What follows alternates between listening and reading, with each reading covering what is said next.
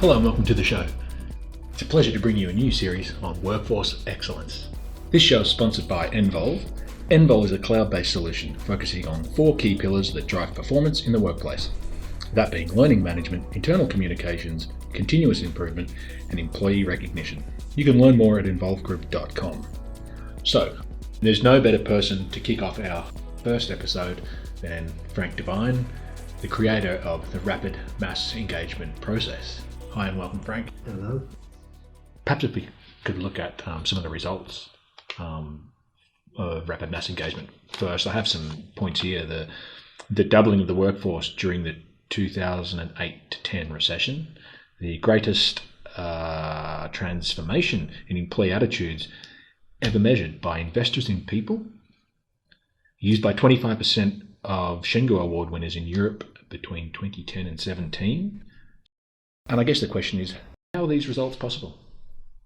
Yeah, I mean, the key thing about those kind of results is that you don't do employee engagement just for the sake of it.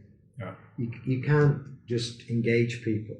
Yeah. You have to engage them in some sort of objective that employees can really buy into and own. Mm-hmm.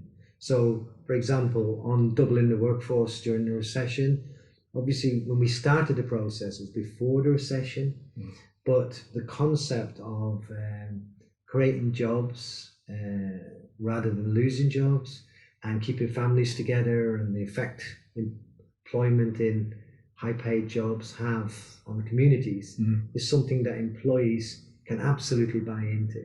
In contrast to the usual kind of corporate stuff that they get and they get used to and they kind of discount. So this is reaching employees at a level, a deeper level, values level, rather than at a kind of transactional level around their normal experience where they work and they get paid. This is where they work, but they work to achieve something that means something to them at a deep level. Right. And that's what drives the greater level of employee engagement and discretionary effort that comes for that. Sure. As long as the employees believe that what you're doing is genuine, because it sounds initially to employees as too good to be true. Right. So you have very significant skepticism and early on and serious negative and limiting assumptions like management will never do this, management will never change, it's not possible for this to happen. The great thing about that one is, as we've done it more and more times, the argument it can't be done becomes difficult to sustain. Yeah. But in the early years, like when I was in corporate life, trying to convince the companies that I was an employee of to do this, I could never point to an example of where it actually had happened. Right. But now after 24 years working on this, we now have sufficient case studies and examples that people can go and check themselves and research, etc. Sure. It means that initial thing about, is this possible? Is this level of engagement possible in a large organization? We can point to these examples, right. and that gets us over the first step that, are these kind of results possible? Now, with results like that, you can't say the process alone produced the results. What you can say is that the process was the stimulant and provided the process, the mechanism, the follow through, the leadership training, all of that to enable it to happen. Mm-hmm. But ultimately, senior teams running plants have to be able to deliver this. Mm-hmm. The process itself requires human actors, and then as the employees engage in it, that creates more and more energy. So there's more and more people pushing the continuous improvement culture forward. So there's a party going on here.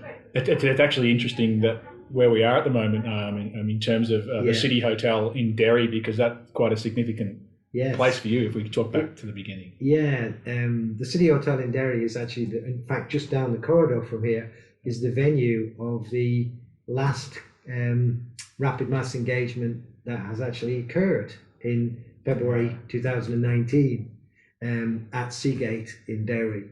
Okay. And that's where we had 60 people elected by the workforce, mostly with the senior management team as well, actually coming to an agreed joint employee leadership change plan to make the changes needed in the organization for the company to achieve its higher purpose, the reason it's there, etc., etc. So I'm feeling very nostalgic being back in the room here and just down the corridor. That's great. So I want to talk about continuous improvement specifically now, and a question that comes up quite regularly is, what's in it for the employees? Why would employees in a frontline workforce, say on a production line, why would they care or want to participate? And this is the key thing about this whole approach. When I teach the master's students in the Lean Masters, etc., most of the lectures will be talking about the Lean methodology, the Lean tools, the Lean processes, etc., etc., all of which are incredibly important. Whatever you call them, whether you call them Six Sigma, Lean, OPEX, whatever, improvement science, this is the same body of scientific knowledge. What I say to them on day one, I say to them, imagine if every employee in your organization was a total expert on every technique and process in the whole continuous improvement world, but they didn't have the desire to improve their job every day. Where would that get us? So that's in fact the origins of this approach, because that was the frustration that I had as a very early adopter of these approaches in the West. Right. So and that's where I started experimenting with all of this approach. And the idea is that what you do is, you, instead of pushing continuous improvement onto employees from the top, you create a pull where employees want to improve their daily workplace. And the way you create the pull is engaging them at that deeper values levels that we talked about before. So it's about their families, their communities, etc. Right. But it has to be genuine. Yeah. So a senior team that tries to manipulate this doesn't understand the process, because the process is based on really powerful values about integrity and humility and authenticity and respect for employees. And is that what you mean by pull? Because I have heard you mention bottom-up approach, many times. Well, the bottom-up is to describe how the continuous improvement culture is created. Right. So it's not management. We want to sell you an approach, and we want you to do this as part of your job. It's the employees themselves saying, these are the things that are stopping us achieving great things. These are the things that frustrate us.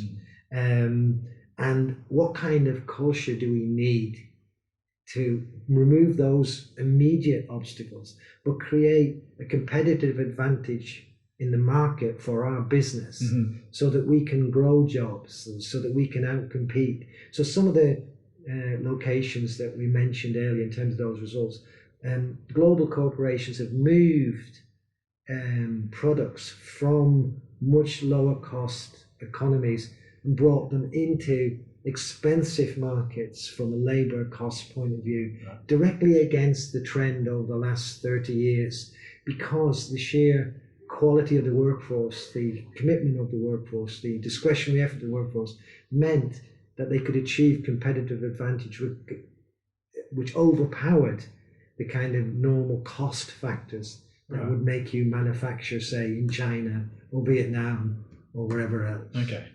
So when employees see that this is genuine, that this is they're not being manipulated, they suspect. I mean, I get accused in some of the early workshops. This is kind of humorous in a way.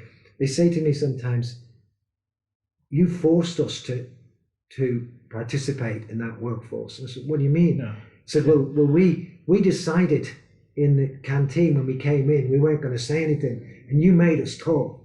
All right. But the point is, They had already decided previously. We're not saying anything. That's what I mean about negative assumptions. So, yeah. So sometimes people will come in determined not to say anything, but can't help themselves because of the way the process works. And this is why very good facilitation skills and the authenticity of the facilitators is really, really important. Okay. Yeah. So authenticity is a key. Oh, yeah.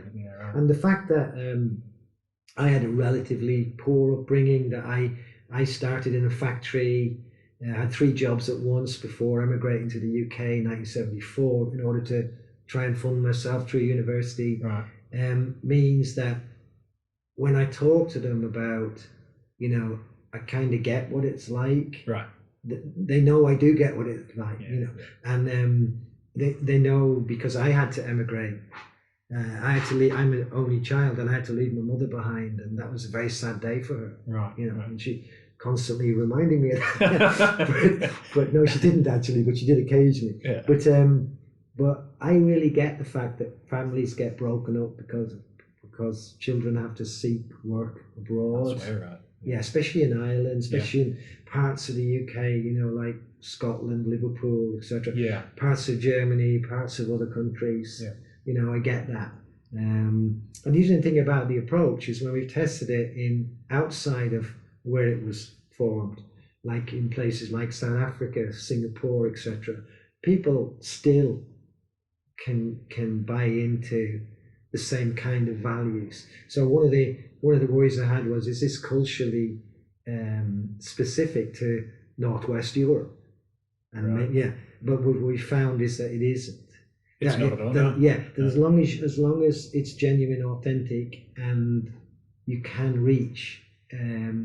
That seems to be across the board. A universal. Yeah. A universal attractiveness to human beings to have more control over their environment, to do good things, to achieve great things that they often didn't think possible. I mean, for me, it's really emotional to see shop floor employees training new directors coming into a company about the company's culture. Right. Yeah. To have guys who, maybe like one of the guys I was training today, left school at 14, and he's going to train new employees at every level, in Seagate, in what the culture of the plant means. Okay.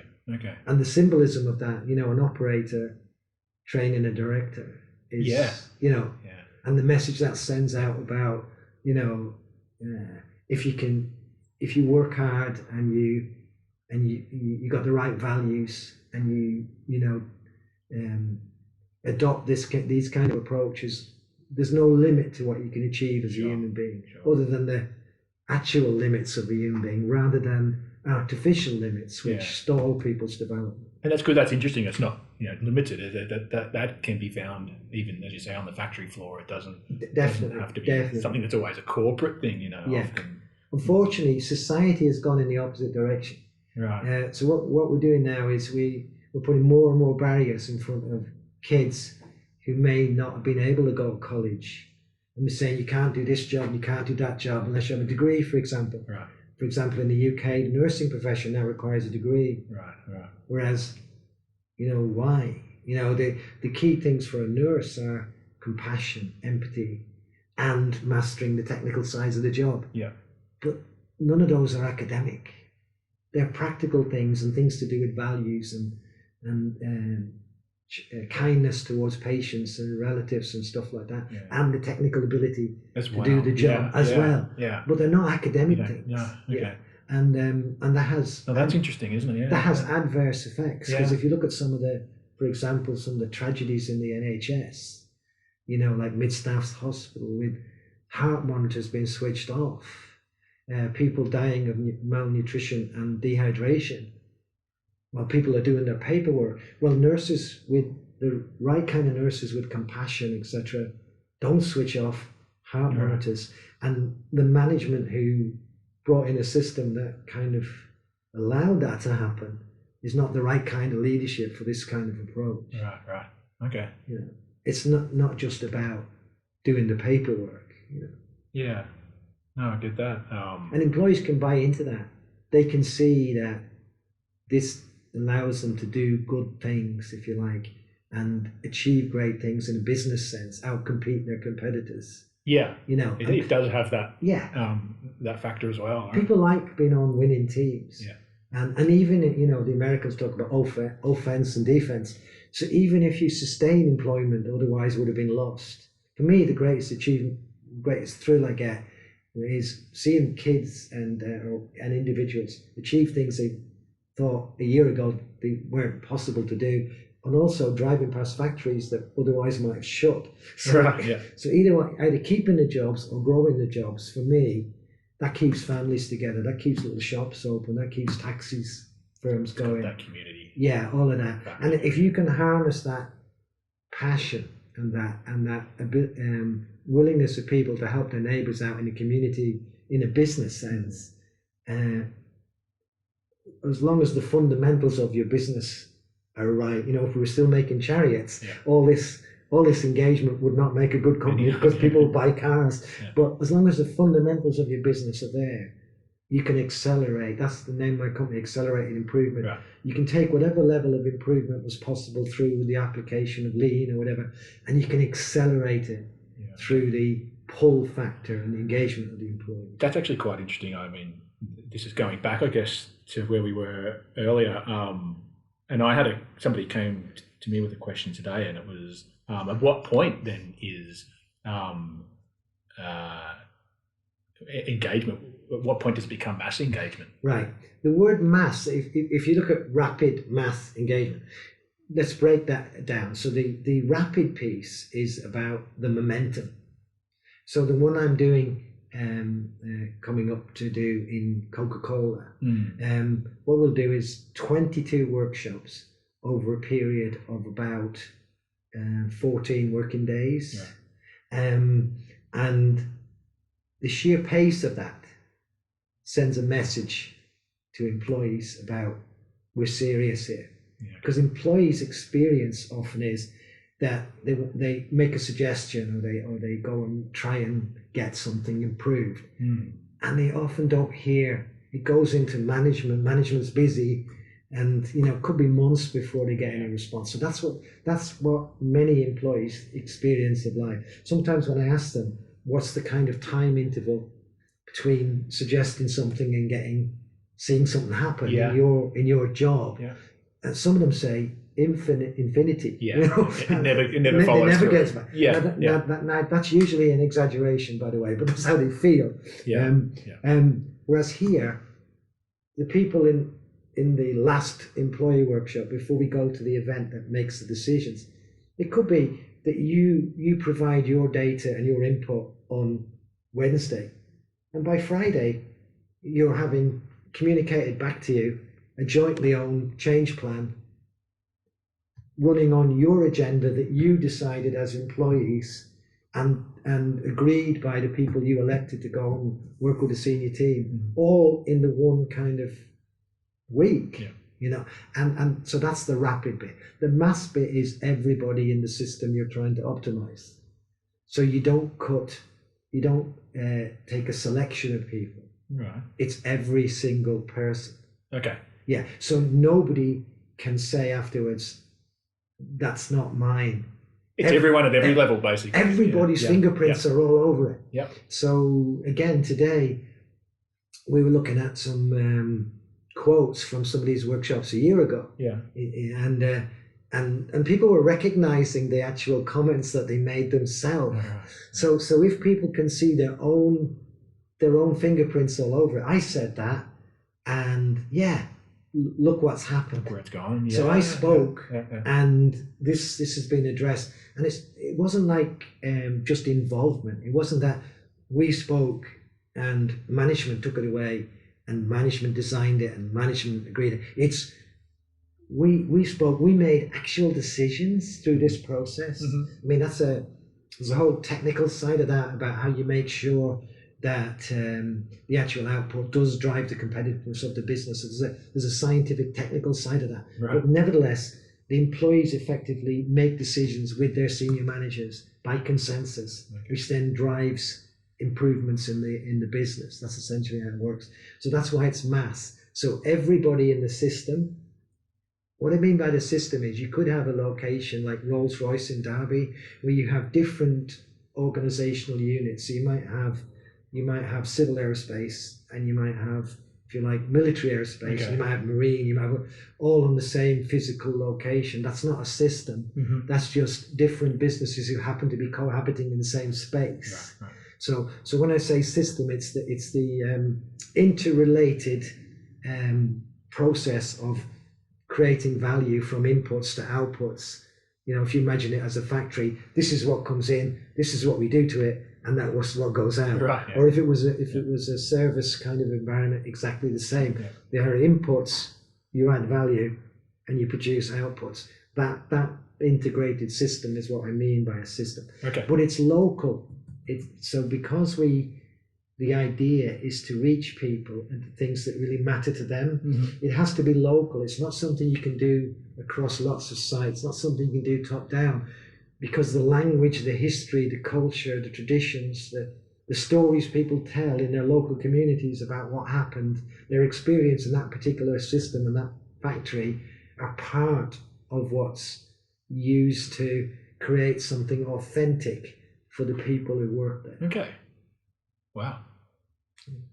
So that's why it's maths. That's where that answers that question very well. Yeah. It's not relevant to a Catholic form of worship. It means that everybody is engaged, not just some. Neither does the cathedral model, by the way. No, exactly. By the way, it even affects the people who are not engaged. And let me tell you something called the bow wave effect. Okay. The bow wave effect. If you imagine, and I didn't know this happened until we did it. I've heard of the bow wave effect. But in terms of engagement, Okay. So if you imagine you throw a stone into a lake, the stone lands, but the wave goes out ahead of where the stone, and eventually washes off on the opposite shore. Yeah. Now, in terms of this, there's a very strict scientific divide between the initial workshops, which are essentially diagnostic. Right. So no problem solving at this stage, because you've got groups of employees in separate cross-functional groupings in these workshops. So first time I've noticed it a lot of times, but the most powerful one was in Boston Scientific in Galway in 2015. Okay. And there were 72 workshops there. We're talking about 3,200 people, now 4,200, I think, since then. Right. But at a time, and myself and my co-facilitator were sitting in a break between workshops. We're sitting in the canteen, and the canteen manager came to me and said, "Frank, my staff have asked for a meeting with me earlier, and they want me to tell you something." So my heart thinks, oh God, because I don't know, when a woman says that to a man, you often think, I must have done something wrong here. I must have said something wrong, with all this political correctness stuff and everything. So I immediately catastrophize that I've done something wrong. So she sits down and tells me that what the staff, and don't forget the canteen staff as contractors were not involved. Okay. They're just providing a service to the site. Right. Okay? Right. And she says, what they said to me is, and don't forget, we'd only done about 12 or 14 workshops out of 72. Right. So we're only at the diagnostic stage. We haven't created the culture yet. We haven't done the leadership training to sustain the culture. Very early on. So we're only at literally diagnosing with the workforce what the issues are and what the new culture needs to look like. But we haven't created it yet. And she says, they don't know what you're doing with people in those workshops. But whatever you're doing in those workshops, will you please keep doing it? Because people, as they come through the canteen, are treating us in a much nicer way. Really? Yeah. So no way. Yeah. The bow wave effect means that the very process of diagnosing and talking about these issues sensitizes people, creates self-awareness, causes people to think about what we're trying to achieve here, and starts to change behavior before the parts of the architecture that are there to change behavior have even been implemented yet. And that same effect happened in Seagate, and I've seen it in other places as well. Right. So now I actually look at the canteen staff as a really good leading indicator. How things are going. Yeah, of how things are going. Yeah. Your initial measurements. Yeah. I mean, there's other funny ones as well, Yeah. like how much chewing gum people throw in urinals. Really? And I know that sounds really stupid, but if you're really, really respectful of people, you don't throw chewing gum in the urinal, Right. because people have to go and put their hands in there and pull it out. And if you treat every human being with dignity and respect, and you're thinking about that, you don't drop. So I talk to the people, Geez, the that's cleaners. changed. That changes everything. Yeah, I ask the cleaners, have you noticed anything? Is there anything, And that's one. And they often say to me, yeah, the toilets are left in a better condition. Now I know that that's not something I would have thought of academically.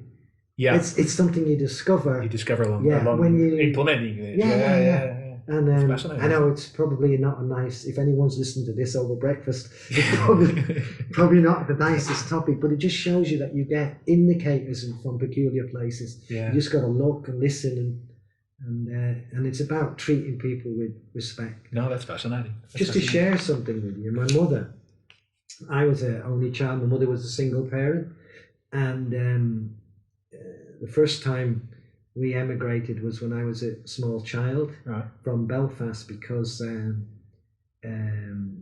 was a IRA border campaign in the late 50s, yeah, and we were the wrong religion at that particular point. So my mum and I had to get out of Belfast very quickly, right, under threat. Right, so we ended up in